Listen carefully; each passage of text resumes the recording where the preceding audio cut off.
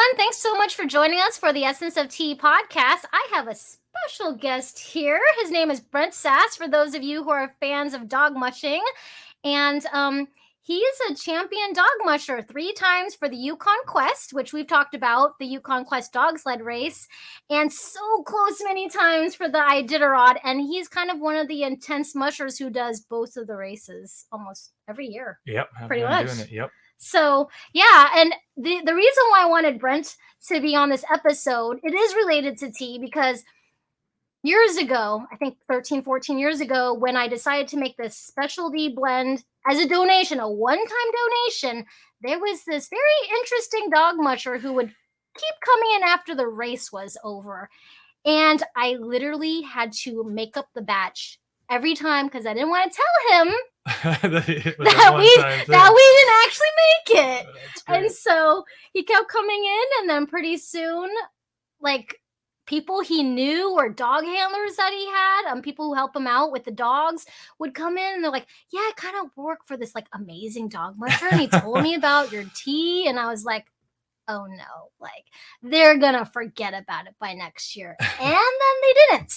So, like, what was your, I guess, first exposure impressions about this tea? I mean, we just donated it for the race. Right. Yeah. You guys donated it to the Iditarod, or to the Yukon Quest was the first time there. And I just remember picking it up in the checkpoint. You know, we have all the hospitality stops, and they put it out there at all those places, and just tried it, and, you know, was down the trail and had all kinds of energy, and was like, hey, this works as a great energy pickup for me out on the trail. It's hot, warm, good liquid stuff to have out on the trail. So I just started using it, and after the race, I was like, I got to get my hands on more of that, and that's when I started coming in and getting more of the tea, and I've been drinking it ever since. I've been drinking it for the last, almost, I think it's like 15 years. Yeah, it's a long time to be drinking. Yeah, it's awesome. I didn't even know if you kept drinking it.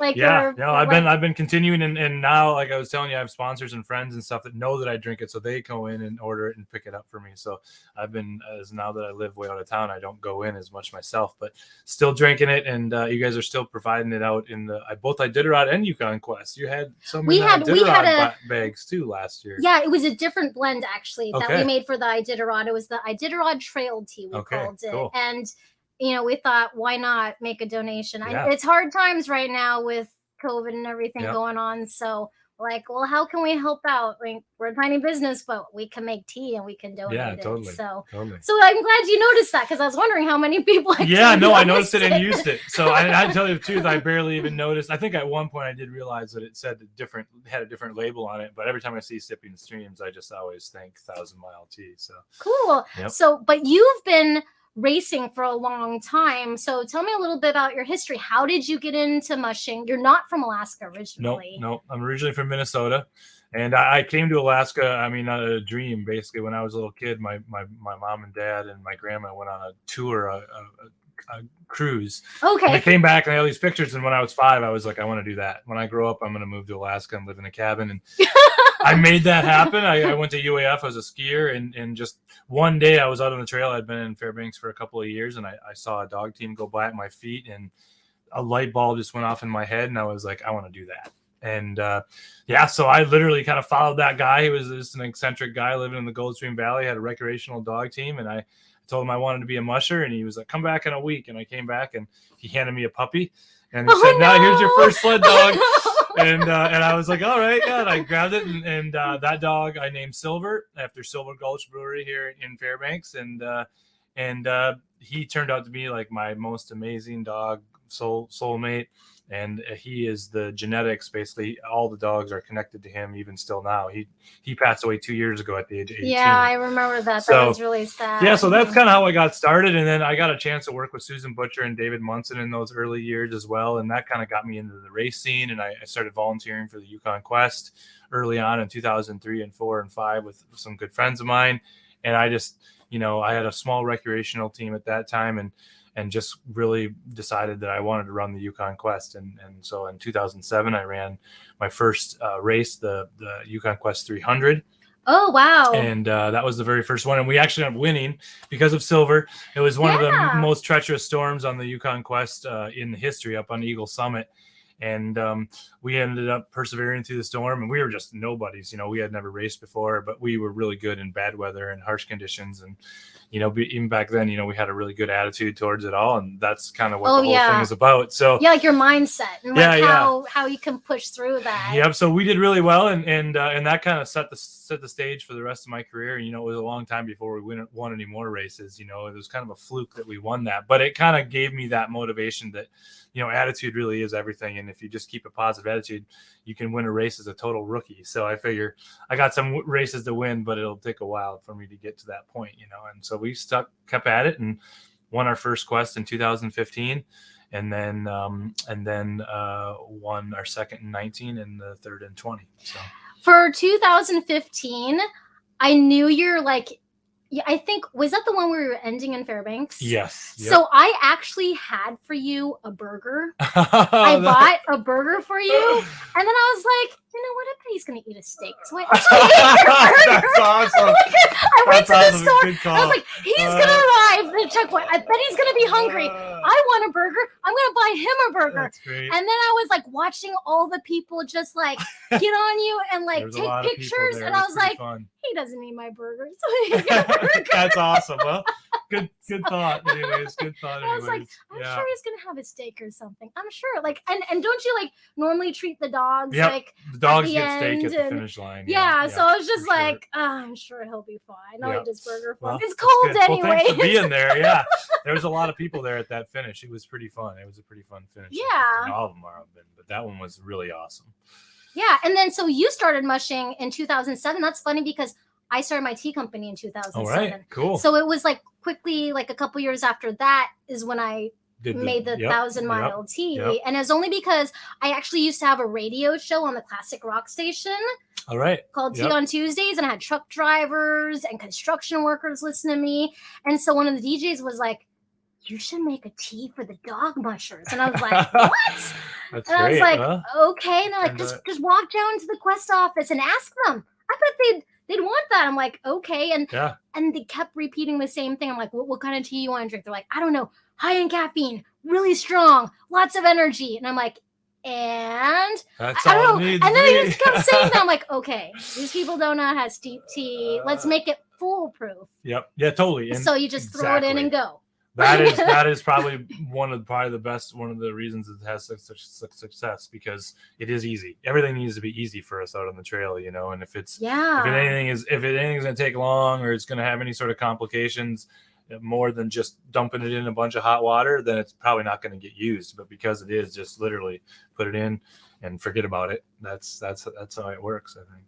Yeah. So as a former athlete, well, no, you're still an athlete, but like you were on the ski team, right, at UAF, and then you went into dog mushing. Like, I've heard stories about all different mushers, like Matt Hall and stuff, who likes the 1,000-mile tea too, like their diet, and it's like whatever they can eat. So like, what's your diet like, or how do you prepare? I know like Ali Zirkle, she had a very strict diet too. So what's yours like? I mean, I eat anything. I don't really have, I try to eat, good food. I eat a lot of moose meat, a lot of potatoes in the wintertime. That's pretty much my, caribou, as much game meat as I possibly can in the winter. I also have really amazing sponsors and friends that make me a lot of pre-made. This year, the Petty family in Fairbanks, they made like boatloads of food for me that all I have to do is drop it in like hot water. Oh my gosh, that's or amazing. Put it in the oven in a little tin. And so I ate their food most of this winter. And then Mike and Sue Ellis, my good friends, other mushers, they do all of my race meals, all of the food for my trail. They make homemade soups, homemade,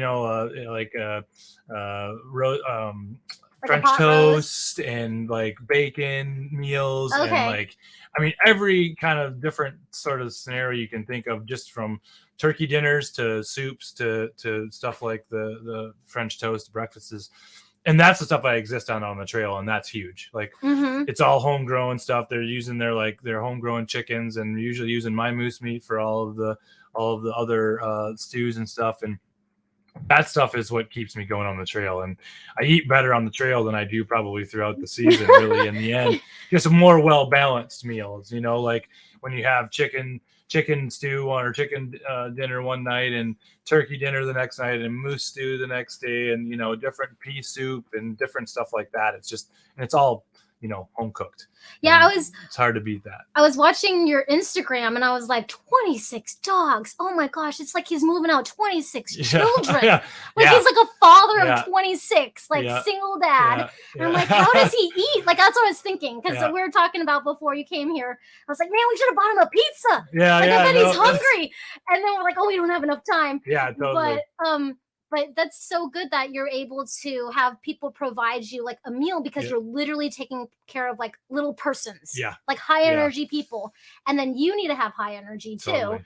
and take care of yourself. I mean, like for me in college, I drank like a 2-liter bottle of Mountain Dew like almost every day. Yeah. And that's how I started drinking tea was I was like, this doesn't do anything for me anymore. Yeah. And I mean, that's pretty funny to say that because a lot of that was, I drank a lot of Mountain Dew back in my day too. And the tea was a great alternative to the Mountain Dew as far as getting the energy or the caffeine. And so that was one of the reasons that I think I attached really well to the 1,000 Mile is that I didn't need to get away from the Mountain Dew. So I started drinking the tea a lot more. Every now and then I kind of miss the Dew. Yeah. I do.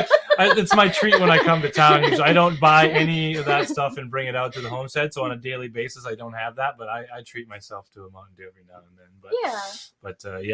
The tea definitely was the good substitute to the Mountain Dew for sure. Well, that's cool. So so as a dog musher, I don't know what it's like. I mean, we actually had a dog mushing team like on the property next to us. Yep. So there was like over 18 dogs for a while. Wow, and they had all their huts and everything. And I was thinking like, because we're really close to the river. Yep. So they could just go over there and river, yeah. But so what is it like? What do you struggle with, especially like now in the days of COVID, like, dog handler situations, things like that? Yep. What is it that, you would like people to know how they could help you, sponsorship? What does that mean? What about the dogs? Yeah. And care of them? It's a lifestyle. I live, eat, breathe, and sleep sled dogs. It's all I think about. All my money goes to the sled dogs or the operation and getting us to these races and getting us to be able to train all that we do. And so, I have a lot of support. It's not I'm kind of a one-man operation a lot, like on the ground a lot of times. I usually have 1 or 2 handlers every season that come and help take care of the dogs. And this year I own 57 dogs total, but this year a bunch of dogs are out running with other people, with some people that train my puppies and people that train the yearlings. And so I was able to sort of disperse them out a little bit so I could focus on my main race team. I have tons of support and people sponsoring dogs every year. So if you want to sponsor a dog, you can go to the website and sponsor an individual dog, and then you can follow that dog's. wildandfreealaska.com is the website. This year, I'm very fortunate that this year all my dogs are sponsored. Every year, pretty much now we sponsor all the dogs in the first 2 weeks of the sponsorship program, which is awesome. But there's a lot of other opportunities on there. You can sponsor a checkpoint for the races or sponsor booties. The dogs wear booties and we are constantly wearing through booties. So booties are a good way to sponsor the dog team as well. On a daily basis, my biggest struggle now is from where I live. I live 150 miles out of Fairbanks in Eureka. At a remote homestead. And so it's not city life by any means. And it's a kind of a stretch from where most mushers are living these days, a little bit farther out than most. And so finding people that want to live that life and want to totally devote it to that is been a little bit of a difficulty to COVID with traveling and things like that, with all the travel restrictions. A lot of my help has come from overseas. Norway, the Scandinavians have been a big portion of my handlers over the years. And so they've been harder to get over here. And I luckily was able to have one past handler come for a month and a half here. And she totally saved my butt and was able to help me train the dogs. And she knew the routine around the homestead already. So that really helps give you a foot ahead. So I think in general, like I said, I just devote everything to it. And so it's a life that I thoroughly enjoy. I'm very passionate about it. And, I sleep 4 hours a day, and the rest of the time I'm fighting the good fight, trying to keep all the dogs trained up and just keep alive out there. And in Eureka, we've had everywhere, we've had a really harsh winter with lots of snow and then that ice stuff. Oh and my goodness. Yeah, all the variables. And so I put all my trails in and keep all my trails in. So it's, it definitely has been a big job this season, just keeping trails in so I could train the dogs all year. And so, but as my one of my heroes, Lance Mackey, always said, the harder it is to get to the race, the easier the races are.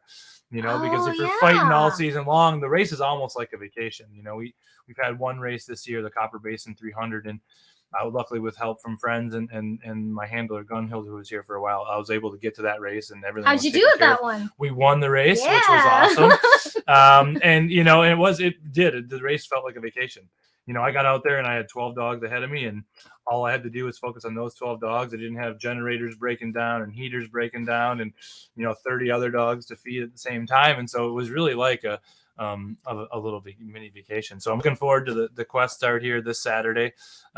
This week. And pretty excited about getting back out on the race trail. And then I've got the 300 in Canada. I'm going to go over and race in that one. Okay. The next following week, and then the Iditarod is the. Did you ask Canada for our tea? Because we got a special request through my Instagram. Oh, it's funny. That said, "Are you providing tea to the Canada side?" I'm like, I wasn't, but I will. I was awesome. And she said, well, there's some people who are asking specifically for it. So we made sure we dropped it off last week. That's great. That's great. I'm sure there are people that are used to it every year and want it. So that's awesome. Yeah. So I was just like, wait a second, who exactly said that they wanted it? Yep. Yeah. I'm sure there's some fans over there too. Yep. Yeah. And so that'll be interesting, but at least they're allowing people. They're allowing us in as of right now. There's all kinds of restrictions that are constantly changing, but as of right now, they're as long as you're vaccinated, they'll let you into Canada. So we're gonna go give it a shot, and it'll just be fun. Without the quest last year, it's been a bummer not being able to go in. I don't do a lot of social things, and so the quest every year is kind of like not only my big event and race, but it's also a social event for me. Go over to Canada and you meet all your friends that you haven't seen in a whole year, and you do the whole stuff over there. And so it's been really, I missed it last year, and so I think it'll be fun getting over there and getting to see everybody and just participate in the Yukon Quest and trying to keep the momentum with the quest going too. So hopefully we can go back to having the full 1,000-mile one next year. Yeah, because I know with the race being weird, and also for our company, we're really short staffed. So we were wanting to volunteer again at a checkpoint. That was a very interesting experience. Yeah, I'm sure. Putting a whole checkpoint together with no one's here, and then just figuring it out with snow machines breaking because Brian was trying to pull a pallet to groom down the snow. I was pulling bales of hay. Was it? It was Two Rivers. Yeah, Two Rivers. That's awesome. Thank you for your help. 2020. Yeah, because we just got married, and then we're like, let's do a checkpoint, and I was supposed to be the chef. And so I show up and there's nothing there. There's nothing to cook with. There's a wood stove. And I'm like, oh no. And then they're like, can you put the whole checkpoint together? I'm like, okay, here's a binder. Follow the directions. I'm like, at least I have a binder. That's funny. Well, thank you. Yeah, it turned out I was actually supposed to show up at 12 a.m., not p.m. So I showed up at 11 a.m. thinking she meant 12 p.m. and the race had just started. I'm like, it's one of the first checkpoints. Okay, what do you mean this place isn't put together? Yeah. So we did it. It was a blast. Well, now I know how to do it. So. Yeah, for sure. That's awesome. That's awesome. The race is run on volunteers like you guys, so it's really it's awesome to see that people getting excited and fired up about it. It's the only way you can really pull a race off like this is to have the volunteers. Yeah, the heart of the people. Yeah. Mm-hmm. Yep. Yeah. So anyways, thank you so much, Brent. Yep. And people can follow you where on social media? So I'm at Wild and Free Mushing on Facebook, and Be Wild Free on Instagram. And I post daily, and it's basically dogs. I put a little bit of the stuff that we're doing day to day on there, but mainly it's just pictures of dogs. So definitely check that out. WildandFreeAlaska.com is the website, and definitely follow the races this year. Yukon Quest, it's turned into a 350 now that we're having here this Saturday. Okay. They've had trail condition problems, and they've changed a lot of stuff around. So definitely stay tuned. It's going to be an exciting race. Kudos to the Yukon Quest for putting this one on, and we'll all be drinking 1,000-mile tea. So yeah, and we even got you an extra stash. All right, awesome. I mean, I know Sue really likes it, Sue Ellis. But this one's your stash. Awesome. Well, thank you very much. If you feel Appreciate that. Sharing it, you can. Yep, so I will. But anyways, thank you so much, and everyone check him out on all of his social media, his website, and these are just real human beings braving the colds, the crazy conditions with their best friends. and living the dream. Really, That's right. living That's the dream. exactly it. That's So, exactly it. Very fortunate. Yeah, and we'll see y'all later. Thank you. Thanks for having me. So, yep, that's it.